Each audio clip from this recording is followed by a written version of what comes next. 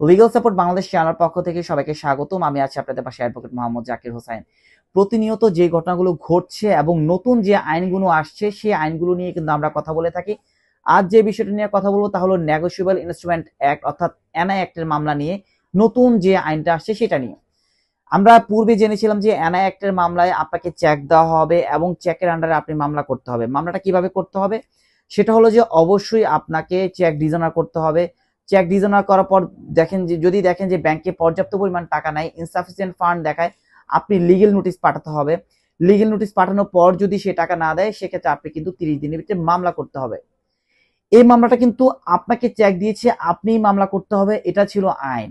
কিন্তু নতুন আইন কি বলছে?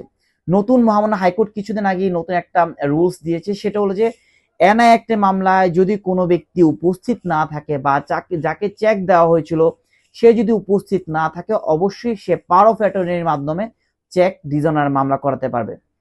এখন বলতে পারেন যে পাওয়ার অফ অ্যাটর্নিটা মূলত কি? সাপোজ আমাকে চেক দিয়েছে, বাট আমি বাংলাদেশে থাকবো না, আমি দেশের বাইরে চলে যাব।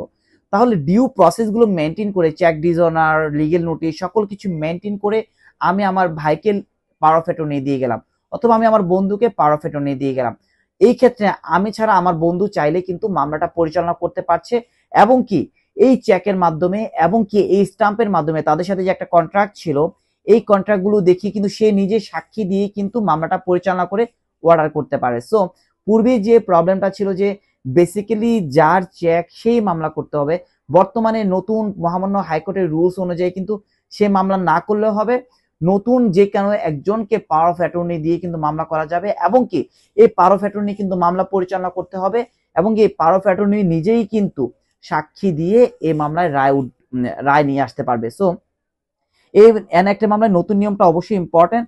এবং একটা কথা মাথায় রাখবেন যে পাওয়ার অফ অ্যাটর্নি হলেই কিন্তু হবে না, অবশ্যই পাওয়ার অফ অ্যাটর্নির যে ব্যক্তি সে অবশ্যই ক্যাপাবল হতে হবে, 18+ হতে হবে, এবং কি সে মামলা পরিচালনা করার জন্য তার যে যে যোগ্যতা থাকা দরকার সেই যোগ্যতাগুলো কিন্তু থাকতে হবে, আনলেস কিন্তু সে মামলা পরিচালনা করতে পারবে না। সো একটা বিষয় যে নতুনগুলো আইনগুলো আসছে সেই আইনগুলো অবশ্যই আপনারা মাথায় রাখবেন।